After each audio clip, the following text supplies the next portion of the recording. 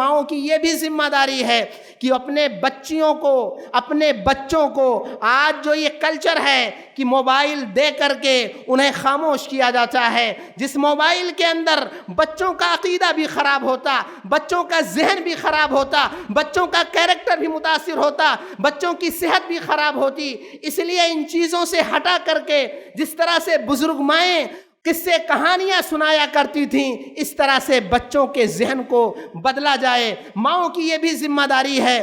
آج مائیں پوری شاپنگ کرتی ہیں، پوری تیاریاں کرتی ہیں، بچیوں کے مطالبات شادی کے موقع پر پورا کرتی ہیں، لیکن یہ ماں بچیوں کے حیض کے احکام کیا ہیں، اسی طرح سے استحاضہ کسے کہتے ہیں، شوہر کے پاس جانے کی صورت میں شوہر کے حقوق کیا ہیں، ساس کے ساتھ معاملہ کیسا ہونا چاہیے، ان چیزوں کو سکھانا چاہیے۔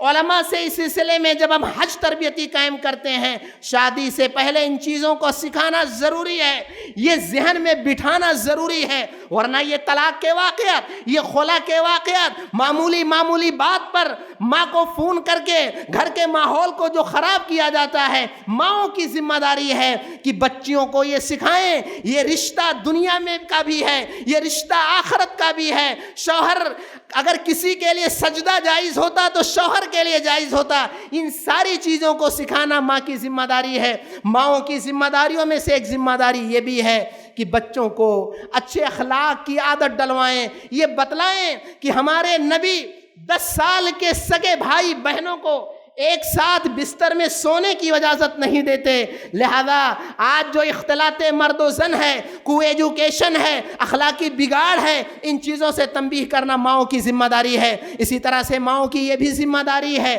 کہ قضاء حاجت کے آداب، دعائیں، سونے کی، جاگنے کی، بیت الخلاء میں جانے کی، گھر سے نکلنے کی، یہ دعائیں سکھلائیں، یہ آداب سکھلائیں، دائیں ہاتھ سے کیسے کھایا جاتا ہے وہ ساری دعائیں، وہ آداب سکھلائیں۔ نبی صلی اللہ علیہ وسلم نے کہا کہ جب سورج ڈوب رہا ہو تو بچوں کو باہر نہ نکالیں، اس سے شیاطین پھیلتے ہیں اور بچے آسیب کے شکار ہو جاتے ہیں۔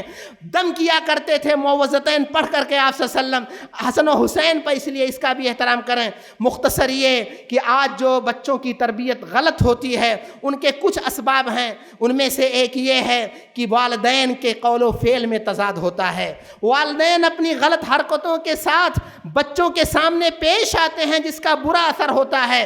باپ ماں کو گالیاں دیتا ہے، ڈانٹتا ہے، مارتا ہے بچوں کے ساتھ، اس لیے بچوں کے ذہن میں والدین کے تعلق سے احترام کا جذبہ ختم ہوتا ہے۔ اسی طرح سے اور بھی خرابیاں ہیں جو گھروں کے اندر پنپتی ہیں، جس کے سائے میں بچے بڑے ہوتے ہیں۔ نتیجہ یہ ہوتا ہے کہ یہ بچے ہمارے لیے، ہماری ناخلف اولاد کی صورت میں ہمارے سامنے آتے ہیں اور ہم یہ کہنے پہ مجبور ہوتے ہیں کہ ایسی اولاد سے نا اولاد ہونا بہتر ہے۔ اس لیے ضرورت ہے کہ ہم اپنے بچوں کے لیے دعائیں کیا کریں، غصے میں بھی دعائیں کریں، خوشی میں دعائیں کریں، کیونکہ والدین کی دعائیں براہ راست اللہ سنتا ہے۔ ان کے حق میں بد دعا نہ کریں، بد دعائیں بھی براہ راست سنتا ہے۔ اللہ رب العزت سے دعا ہے کہ الہ العالمین ہمیں تربیت کے مسئلے کو اہمیت دینے کی توفیق عطا فرما، ہماری ماؤں کو اپنی ذمہ داری کو صحیح معنی میں انجام دینے کی توفیق عطا فرما، تاکہ ہمارے معاشرے میں اچھی نسلیں اور اچھے لوگ آئیں۔ اللہ تعالی ہمیں اس کی توفیق عطا فرما۔